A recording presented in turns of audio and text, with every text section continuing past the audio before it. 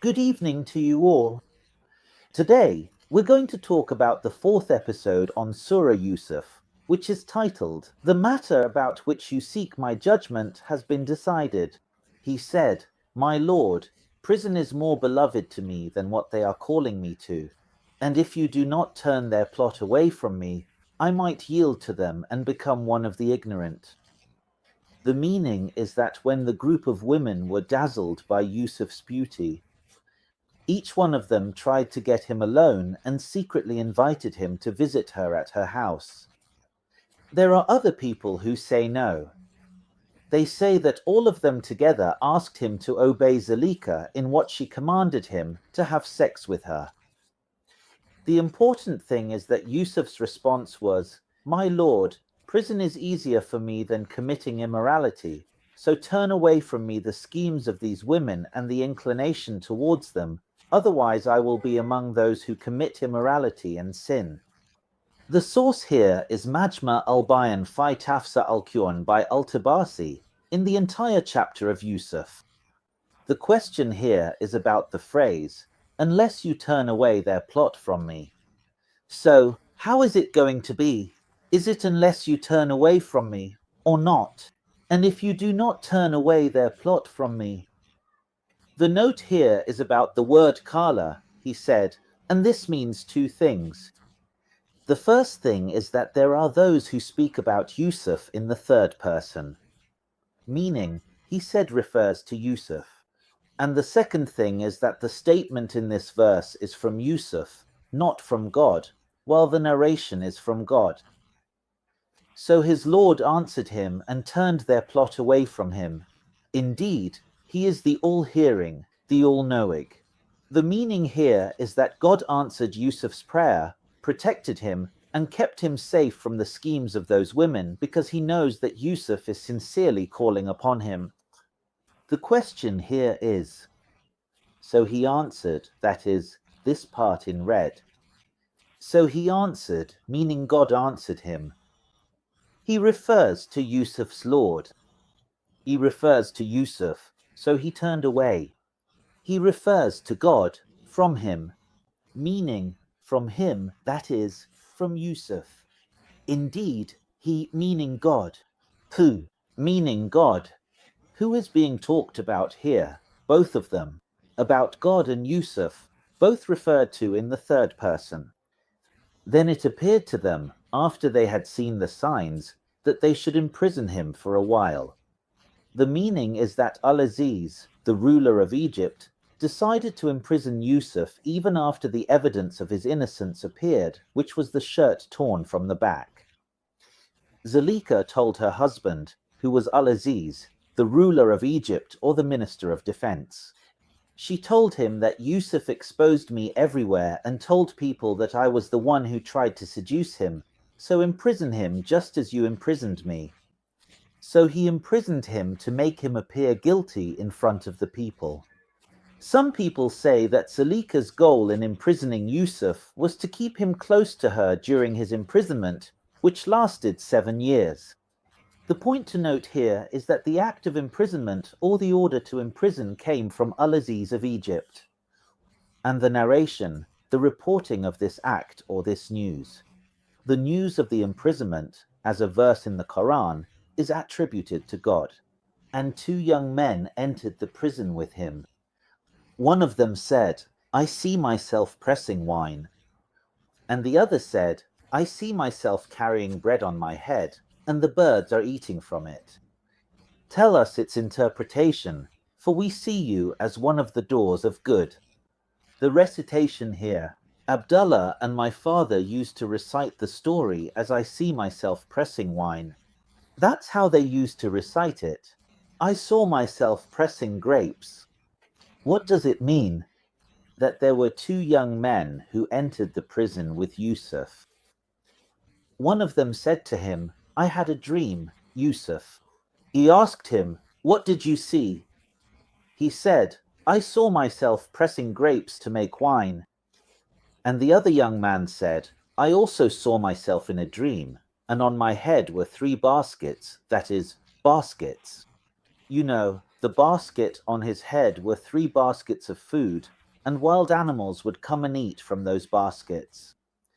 So they said to him, "Tell us your interpretation, because we believe, or rather, we've heard that you are among those who are good at interpreting dreams or visions." The question is, how did these 2 young men know about Yusuf's ability to interpret? The point to note here is that it says, one of them said, and the other said. So, the words are from these 2 young men, but the narration is from God. He said, "No food will come to you that you are provided with except that I will inform you of its interpretation before it comes to you. That is from what my Lord has taught me. I have left the religion of a people who do not believe in God, and they are disbelievers in the hereafter." The meaning here is that Yusuf is responding to the question or inquiry of the 2 young men that was mentioned in the previous verse. He tells them, "No food will come to you," meaning, no visitors will bring you food here in the prison we're in. And of course, anyone who comes to visit brings food. No food will come to you except that I will tell you what it is, how it is, its appearance, its taste, its color, and everything about it before it arrives. This knowledge was placed in his heart by God, in the heart of Yusuf, meaning through revelation, and this is a rank that only those who believe in God deserve. That's the simple meaning of the verse. The question here is, to whom does the word that refer? Is it that humor or that? Why? Because, pay attention, the word that here refers to the interpretation, and interpretation is singular. The emphasis here is made up of 2 parts, which is the word they that you see here. Actually, it was repeated twice. He could have just said, "And they, regarding the hereafter, are disbelievers." So, what is the reason for the second they? That's one point. The second point about the emphasis is that he says he said, meaning that there is someone talking about Joseph in the 3rd person. Also, the statement in this verse is from Joseph, but the narration is from God. "I have followed the faith of my forefathers, Abraham, Isaac, and Jacob. It was not for us to associate anything with God. That is from the grace of God upon us and upon the people, but most people do not give thanks." The meaning here is that Joseph is still the one speaking. He is talking to the 2 young men with him, the ones with him in prison. He is telling them, "I have followed the religion of my forefathers, Abraham, Isaac, and Jacob. And it is impossible for us, the people of this house." Joseph adds, meaning the house of prophethood, to follow any religion other than monotheism. "And our Lord has chosen me and my forefathers for prophethood and favored us over the people because he sent us to them and commanded them to follow us and be guided by us." But he regrets the fact that most people do not thank God for this blessing. The question here is, but most people do not give thanks. Is it really something that deserves gratitude from people that God sends prophets to them? God. Well, if God hadn't sent prophets to the people, they wouldn't have even known about his existence in the first place. How would they have known? He had to send a prophet with a book to explain things to people. So I think this was a duty, meaning it doesn't really deserve gratitude. The point to note here is that Joseph is speaking about himself in the 1st person in this verse. It's not someone else talking about him, saying he said and so on, like in the previous verses. No, it's he himself who's saying, "And I have followed the religion of my forefathers. I have taken it on, it's not for us," meaning the prophets, "to associate others with God." See, do you notice how the pronouns have changed? It's Joseph himself here, speaking about himself in the 1st person. And then he says, "This is by the grace of God upon us," us meaning himself and his forefathers, Abraham, Isaac, and Jacob. Upon us, the prophets. That's the point of the verse. So, in truth, this switch in pronouns in the Quran requires insight and reflection, because before this, they were talking about him in the previous verses. In the last 3 or 4 verses, it was saying, he said, meaning Joseph said, and they said, referring to the 2 prisoners with him, and so on. So here, the speech is directed to Joseph, and then the narration shifts to God. O my 2 companions of the prison, are separate lords better, or Allah, the One, the Supreme? The meaning here is that the speech is still directed to Joseph. He is speaking to the 2 young men in prison with him, saying to them, are the stones, wood, and idols that neither harm nor benefit those who worship them better, or is worshipping Allah, the one who is capable of everything, better? The point to note here is that the speech is still Joseph's, and he says, O my 2 companions of the prison. So, the speech or the statement is Joseph's, but the narration is from God. The second point to note here is that he is addressing 2 people in the dual form, saying, O my 2 companions of the prison. So, he's using the dual form, which means he's speaking to 2 people. Notice that in the next verse, he will address the plural.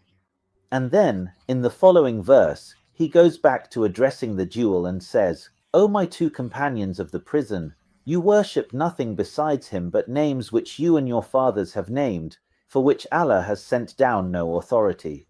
The command is for none but Allah. He has ordered that you worship none but him. That is the upright religion, but most people do not know. The meaning here is that he started speaking in the plural form, saying what you worship, not what you both worship, because the whole conversation is originally between him and the 2 young prisoners who both shared their dreams with him. But I don't really know who is addressing right now, because he's speaking to a group, saying, you worship nothing but idols that you have named with the names of gods. Like, this one is called the god Hubal, and that one is called the god I don't know what, something like that. And the rest of the verse's interpretation is as the scholar says. And judgment belongs only to God, so it is not permissible to worship anyone but God, who has commanded you not to follow anything except this straight religion. Question here is that the address in the previous verse, verse 39, was in the dual form, O my 2 companions, but in verse 40, the one we're on now, he says what you worship in the plural form. And in the next verse, he says, O companions of the prison. So what is the wisdom behind this? Dual, plural, then dual again. The point to note here is that the speech is still from Yusuf. He is saying to them, what you worship, addressing them directly. The words are on Yusuf's tongue, and then the narration shifts to God.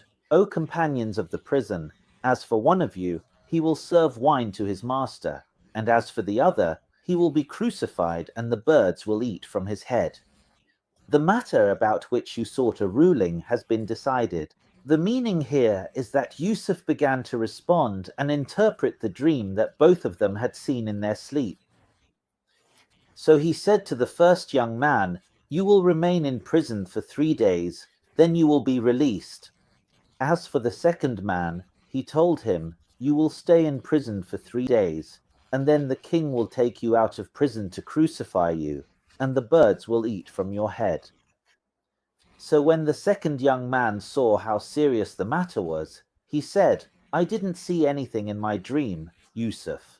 I was just joking, laughing, messing around, and kidding. He was terrified. So Yusuf said to him, my interpretation for the dreams you told me is final, and what I said will definitely happen to you. The matter about which you asked me has been decided. You asked me about your dreams, and I am telling you what will happen. The point to note here is that Yusuf is still speaking to both young men, addressing them as, O companions of the prison. So here, the words are Yusuf's, but the narration is from God. And he said to the one whom he thought would be saved of the 2, mention me to your Lord. But Satan made him forget to mention him to his Lord, so he remained in prison for several years. The meaning here is that Yusuf told the young man who would be released after 3 days, the one who saw himself pressing wine in his dream, that he would get out and return to his normal life. He told him, "Do me this favor." Yusuf is telling the young man, "Do me a favor and tell the king that I am unjustly imprisoned so he can get me out." Yusuf relied on the young man to inform the king so that the king would release him. So what does that mean? Is he now relying on God, or is he relying on people? So the devil made the young man forget the message that Yusuf had entrusted to him. The young man who was released forgot it because of the devil, and he didn't deliver the message to the king. So Yusuf stayed in prison as a lesson and a consequence for relying on the young man and the king instead of relying on God. He stayed in prison for 7 years. The point being made here is, well, just a verse or two ago, Yusuf was speaking about himself in the first person, and about his family, his forefathers Ibrahim, Yusuf, and Ibrahim and Yaqub, and things like that, and Ishaq and Yaqub. So who is it now that's speaking in the third person about Yusuf and saying this? And Yusuf said to the person or the young man who was with him in prison, the one he thought would be saved, "Mention me to your Lord," and things like that. So who is it that's talking about Yusuf here in the third person? The point here is that the word "and he said" means that the statement in this verse is Yusuf's, but the narration is from God. Thank you very much, and I'll see you in the next episode.